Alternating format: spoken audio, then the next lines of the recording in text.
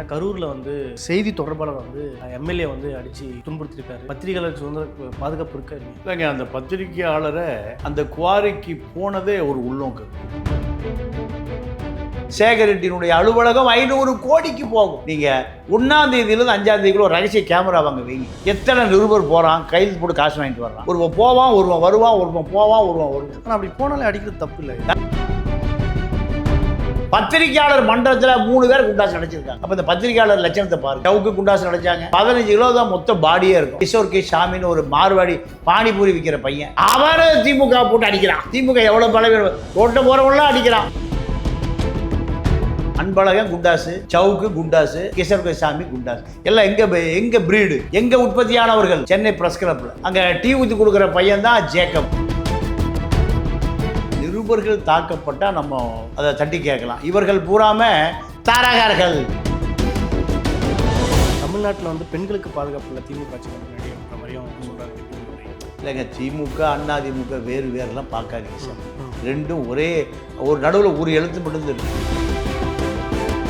திராவிட ஆட்சிக்கு மாற்றாக நம்ம ஒரு பெரிய அரசியலை தேட வேண்டிய ஒரு இக்கட்டில் நிற்கிறோம். அதனால தான் எல்லாம் விஜய் வீட்டுக்கு போகிறோம். விஜய் வீட்டுக்கு போகிற காரணம் திமுக அண்ணா திமுக மீது உள்ள வெறுப்பு. அந்த மனநிலைக்கு எல்லா மக்கள் வரலாம்.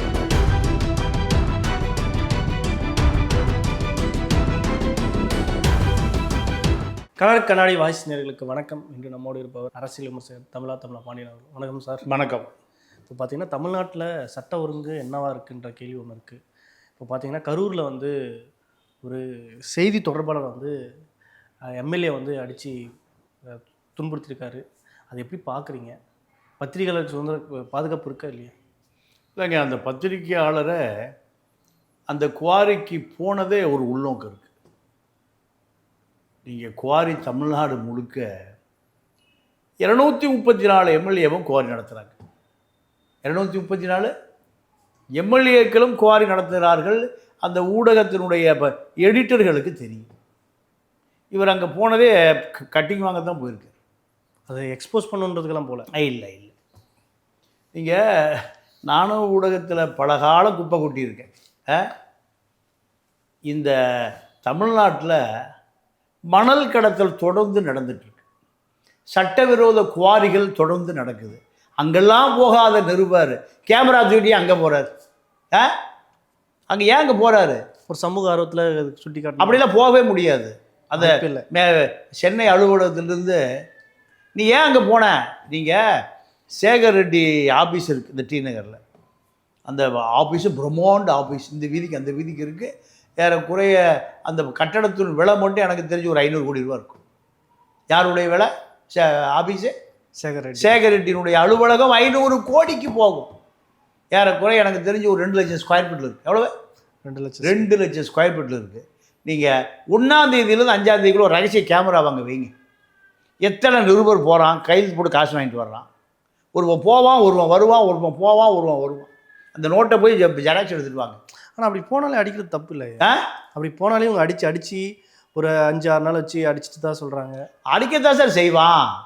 ஏன்னா நீங்கள் ஒட்டுமொத்த இப்போ ப்ரெஸ் கிளப்பே அதை கண்டிக்கவே இல்லையே. அது திமுக ஆதரவு ப்ரெஸ் கிளப். அது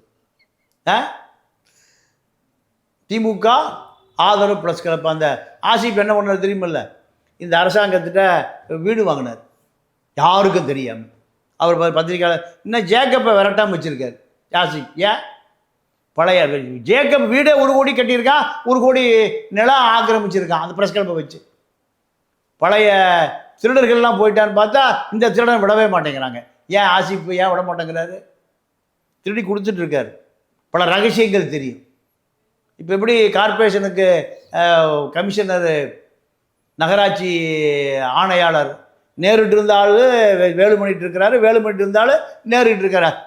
பிரகாஷையும் விட மாட்டாங்க. Prakash IAS, Karthikeyan IAS, Chandrasekar IAS. ஓய்வு பெற்றாலும் அங்கே தான் வேலை பார்க்கணும். எங்கே? அதே தான் நிருபர்கள்ங்கிறவங்களாம் போய் எனக்கு தெரிஞ்ச எல்லாம் செத்து போய் 25 வருஷம் ஆச்சு.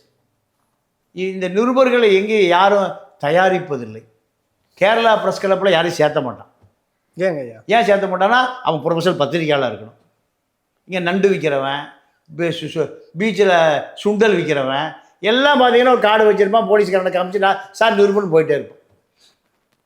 இது என்ன, நீங்கள் இந்த சென்னை ப்ரெஸ் கிளப்பில் தான் 3 பேரை குண்டாசு அடைச்சாங்க தெரியுமா?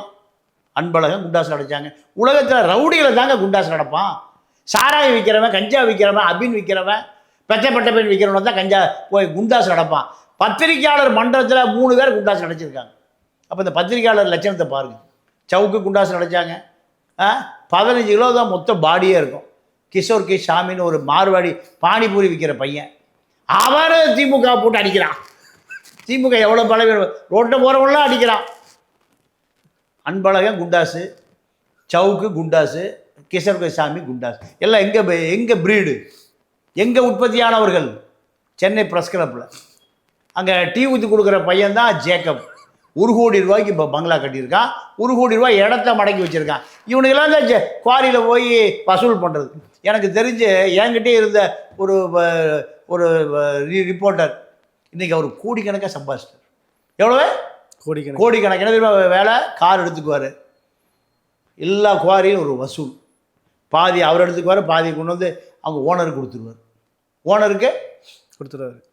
நான் விழுப்புரம் போயிருந்தேன். அங்கே ஒரு பகுதி நேர சன் தொலைக்காட்சி நிருபர்.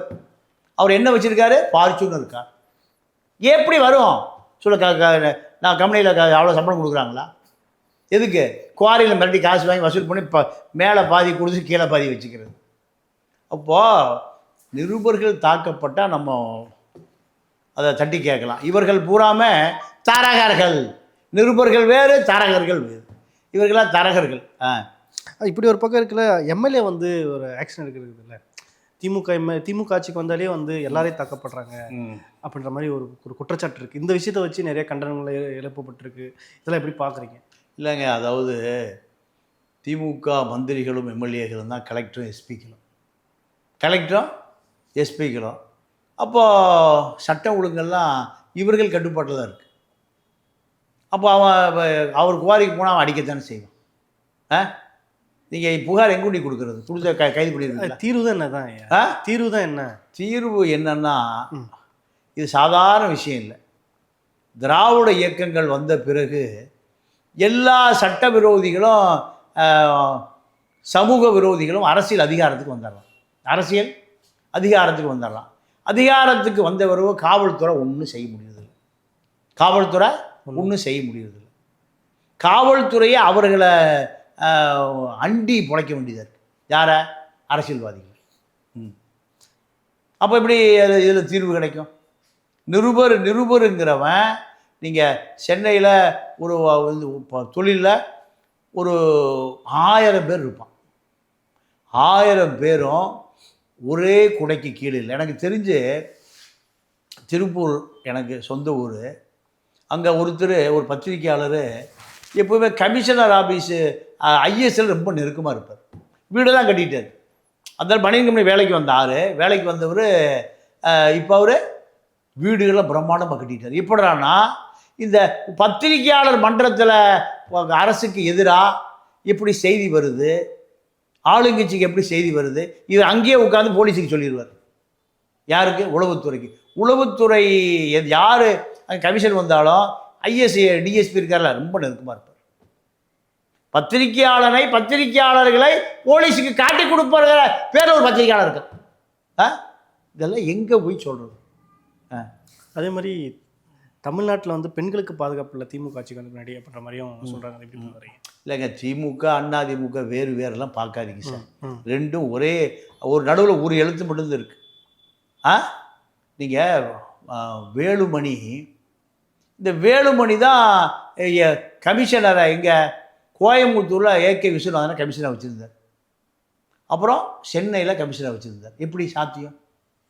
வேலுமணி நினைச்சா ஒருவரை கமிஷனாக வச்சுருக்க முடியும், ஒருவரை கமிஷன் வந்து எடுக்க முடியும். அப்போ அதிகாரம் பூரா யார்கிட்ட போய் சேர்ந்துருது? ஆளுங்கட்சிக்கு ஒரு அதிகார மையத்தோடு போய் சேர்ந்துருது. அப்புறம் எப்படி காவல்துறை வேலை செய்யும்? காவல்துறையினுடைய நேர்மையான அதிகாரி பூரா அப்படி சைலண்ட் ஆயிடும். ஏன் ஈஸ்வரமூர்த்தி வேலை செய்ய முடியல?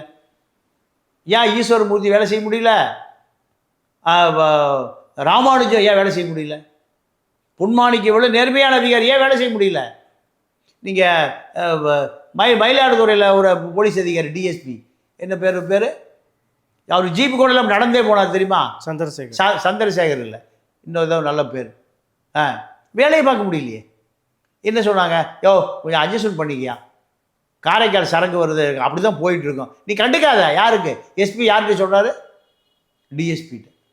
இப்படி காவல்துறை இருக்கிற பொழுது எப்படி சட்டம் ஒழுங்காக யார் பார்ப்பா? ஸ்காட்லாந்து போலீஸ்னு ஒரு பக்கம் சொல்கிறாங்க. ஆமாம். அதே சமயம் பார்த்தீங்கன்னா தரமணியில் வந்து ஒரு பீகாரை சேர்ந்த ஒரு குடும்பமே வந்து பாலியல் சீண்டல் செஞ்சு இது பண்ணுது. நந்தனத்தில் வந்து ஒரு கல்லூரியில் வந்து சமைக்கிற பெண்மணியை வந்து பாலியல் சீண்டல் பண்ணுறது, இப்படி தொடர்ச்சியாக இருக்குது. ஒரு பக்கம் ஸ்காட்லாந்து போலீஸ்னு சொல்லி பெருமையாக பேசிக்கிறாங்க, ஒரு பக்கம் பாராட்டவும் செய்கிறாங்க. எப்படி பார்க்குறீங்க? இல்லை, பாராட்டுற காலமெல்லாம் போய் ரொம்ப காலம் ஆகிப்போச்சு. அதெல்லாம் ஐஜி அருள்னு ஒருத்தர் இருந்தார். ஆனால் பாராட்டுற காலம்னு ஒன்று இருந்துச்சு, இப்போ எல்லாம் இல்லை. ஐஜி அருள் இருக்கிற பொழுது நீங்கள் அண்ணா தோளில் இருக்கிற துண்டை குச்சி வச்சு தூக்கி கீழே போட்டார். நீ குற்றவாளி எதுக்கே தோளில் துண்டு போட்டிருக்கேன்னு. அப்படி நேர்மையான அதிகாரிலாம் இருந்தாங்க. நீங்கள் ஐஜி அருளுக்கு அன்றைக்கி 2 பேருக்கு தான் பென்ஸ் கார், ஒன்று ஆளுநருக்கு, இன்னொன்று ஐஜி. ஐஜி இப்போ பையன் அந்த பென்ஸ் கார் எடுத்துகிட்டு போகிறான். ஐஜி வந்து டிராஃபிக்கில் நிற்கிறார் சாதாரண ஜீப்பில், காரில்.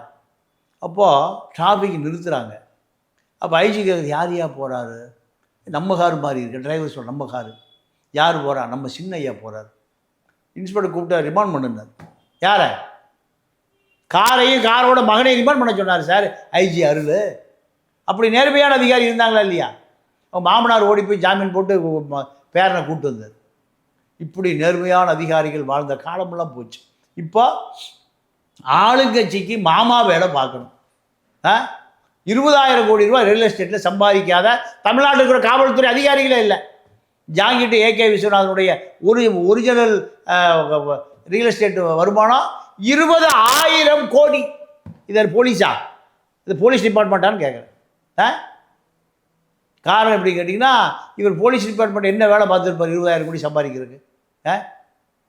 இப்படி எல்லா துறைகளும் நீங்கள் கெட்டு குட்டிச்சவராக போச்சு. திராவிட ஆட்சிக்கு மாற்றாக நம்ம ஒரு பெரிய அரசியலை தேட வேண்டிய ஒரு இக்கட்டில் நிற்கிறோம். அதனால தான் எல்லாம் விஜய் வீட்டுக்கு போகிறோம். விஜய் வீட்டுக்கு போகிற காரணம் திமுக அண்ணா திமுக மீது உள்ள வெறுப்பு.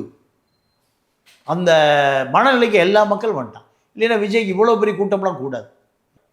கோபாலபுரம் போகிறான், ஊழலாக இருக்குது. இந்த பக்கம் எடப்பாடி வீட்டுக்கு போகிறான், அது பூரா வேலுமணி, தங்கமணி, வீரமணி, மணி மணி மணி மணியாக இருக்குது. காசு பணம் மணி சுட்டு மணி மணி மணி இப்படி இருக்கு. சரியா? இவனும் சரியில்லை, அவனும் சரியில்லை. எங்கே போகலாம்? விஜய் வீட்டுக்கு போகலாம். மக்களுக்கான நீதியே கிடைக்காம இருக்குது. நீதியை மக்கள் சேர்றான். நிதி தான் கிடைக்குது. இனி ஓட்டுக்கு 2,000 ரூபா கொடுத்துரும் எல்லாத்துக்கும். 2,000 ரூபாய்க்கு ஓட்டு போடுகிற பரிசோதனை எலிகளாக இந்த மக்களை வச்சுருந்த அந்த நாடு எங்கே விளங்கும்? ஓகே, நிறைய தகவல் பகிர்ந்துக்கிட்டோம். மற்றொரு பதிவு சந்திப்போம். நன்றி, வணக்கம்.